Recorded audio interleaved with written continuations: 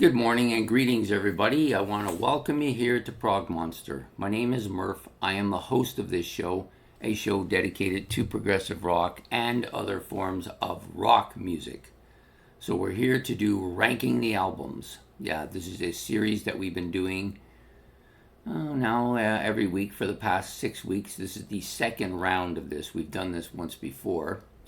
This is a show that Ben and I put on. So Ben came up with the idea and we worked out the details of it. So basically what he does is he gives me 4 albums out of his vast collection of albums, and I listen to all 4, and then I talk about each of them, and I rank each of them according to how I like them, with the number 1 ranking album going on to the next round.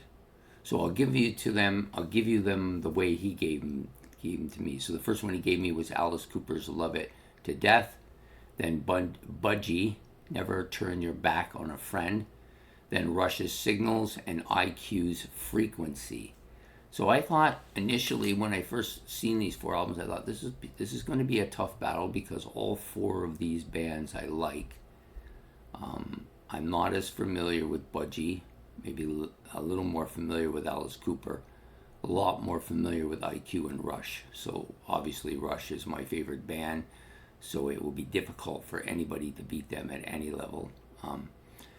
However, this is the reason we listen to them is so that we can rate them according to how we feel about them today. At least that's why I do it. That's what I do.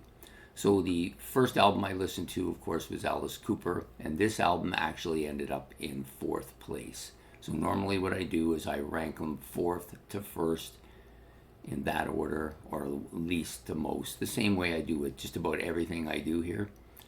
And Alice Cooper is going to come in at 4th, but not because it's a bad album. I think it's a good album. It's a rocker, a little bit on the poppy side, but not terribly so. I would call this a hard rock album.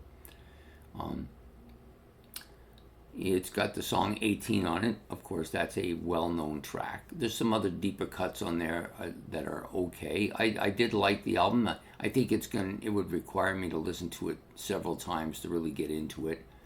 But I don't think it was quite as good as the other 3 albums. A little bit less than the number 3 album. So I put it in at number 4. So the number 3 album then, of course, is going to be Budgie, Never Turn Your Back on a Friend. I think the thing that hurts Budgie, this is a heavy album with lots of really catchy riffs, lots of heavy guitar, instrumentation is good. That's the things I like about Budgie, and they deliver absolutely here. I've never been a fan of their vocalist. Coming from a guy who likes Rush, that's not saying much. However, some people do say that this guy sounds like Geddy Lee a bit. I don't hear it. What I hear is a child's voice. He has a very child voice. It sounds like a kid singing a heavy metal band. And I've just never really been able to overcome that. I know that he's a good singer, and the lyrics are all good, and he sings all the songs properly. It just sounds like a kid's voice to me. So I've never been able to warm up to the voice. But it still doesn't affect the musical part of it, which is really strong. It only affects its overall view. And so for me, it comes in at number 3, egging out a victory over Alice Cooper by a few points, in my opinion. It'd be more like this, Budgie, Alice Cooper, not too far, not too much of a distance between the two. So to me, that album comes in number 3. So number 2, this was the difficult one, like which of these 2 albums was going to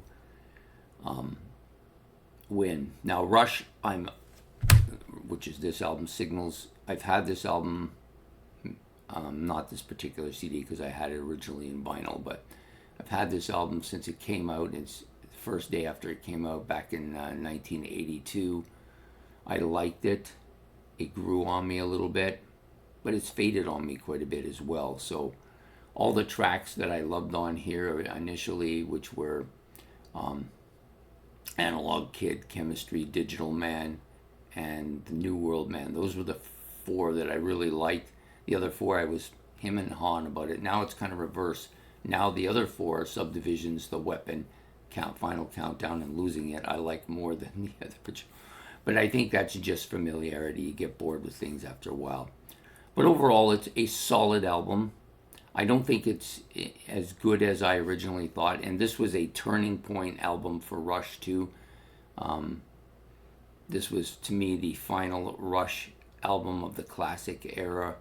And then from this album forward, they kind of went that techno, electronic pop stuff that they were doing after that, which had a lot of a Police sound to it as well. But I don't think they do Police as well as Police do. So, yeah, I kind of dropped off.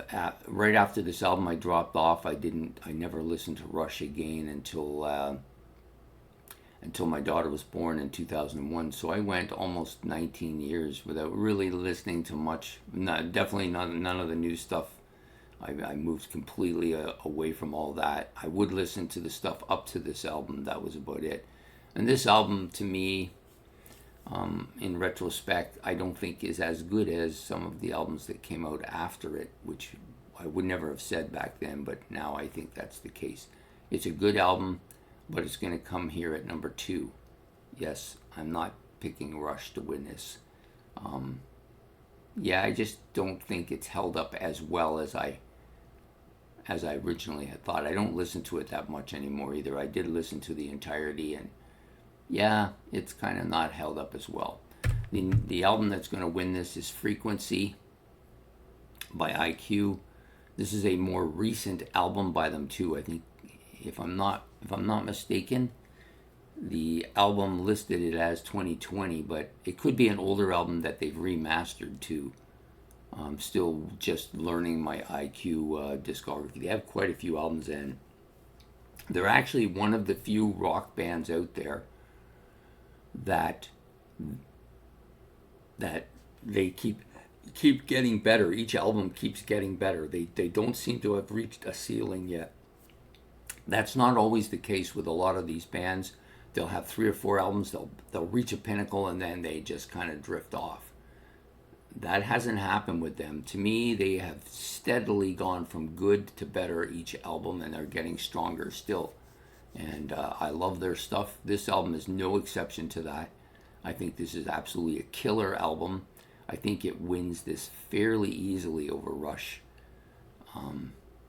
Didn't blow them out of the water, but at the same time, to me, it scored a higher score than this album has ever scored at any period in its history. And so therefore it had to be number 1. So IQ is my Rush of the modern era. You know, they are the band that I love the most of the new stuff that I've been listening to over the last, well, it's not even new, but stuff that I'm new to over the last 3 years of doing this channel. I've come to love this band, introduced to me on Ben's album Challenge, and has gone forward from that album. I now own 3 albums by them, which I love all. This one is no exception that I will eventually have it. I'll eventually have their entire discography, I have no doubt about it. But they're not as easy to get because most the record store I go to do not deal with imports as much as some other places. But I have been buying most of the stuff off of Laser CD, Ken Goldham. And so I quite like this discography of this band. So they're going to win today. So how it's going to go is it's going to go IQ, Frequency, number 1, Rush's Signals, number 2, Budgie's Never Turn Your Back on a Friend, number 3, and Alice Cooper's Love It to Death, number 4. Coincidentally, it's absolutely the reverse order in which he gave it to me. He tends to know what's going to happen, I think, most of the time when I listen to these. I think he knew that this album had faded a bit from me, so it would make a good challenge for IQ. Anyways, I hope you've enjoyed this episode of Ranking the Albums, and we will be back next week with another episode of Ranking the Albums. Please hit the like and subscribe, and don't forget to make your comments. If you want to rank all 4 albums the way you see them, you can do that in the comment section below. And don't forget to hit the notification bell so you don't miss next week's episode. I think next week's is either number Yeah, next week's number 7. So we only have 2 weeks to go before we get to the semifinals and finals again. We'll probably take another break, and then we'll continue doing another series of them, which I've quite enjoyed doing, and I think Ben is enjoying this as much as I am. So, from the channel, from Prog Monster, I hope you have a good day and take care and goodbye.